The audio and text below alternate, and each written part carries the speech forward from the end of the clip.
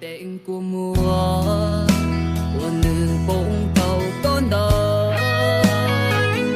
yo tên râu thơ của tu nó của râu con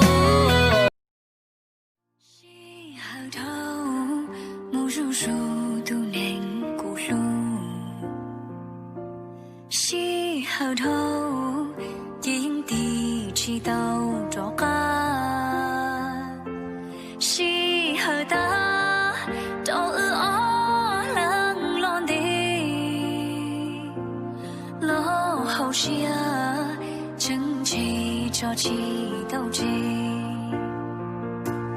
có luôn về chẳng sân trái cũng đua xia có cho đua chẳng khờ chia sẻ ô đã mua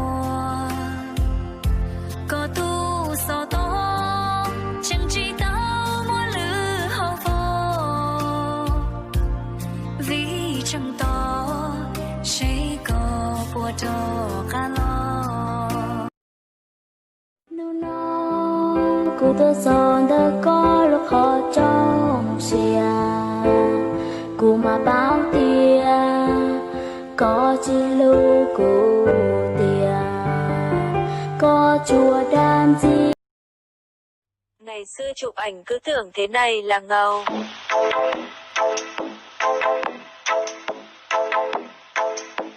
Còn bây giờ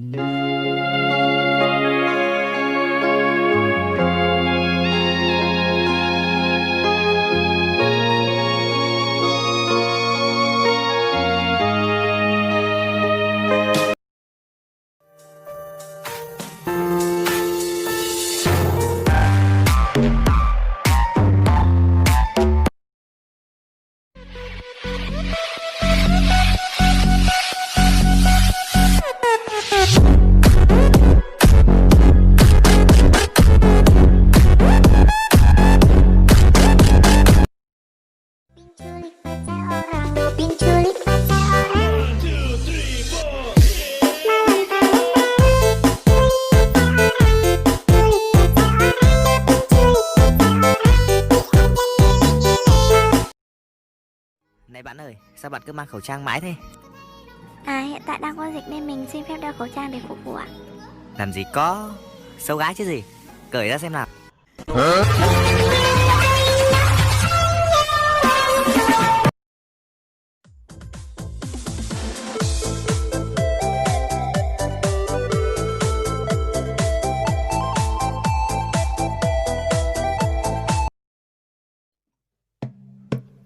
Người đâu mà đã thật thà, lại dễ thương và đáng yêu. Em chỉ muốn mọi ngày cùng anh sớm hôm trăng nơi đâu buồn lo. Vì yêu rồi em chỉ cần người ở bên dù ở đâu. Em chỉ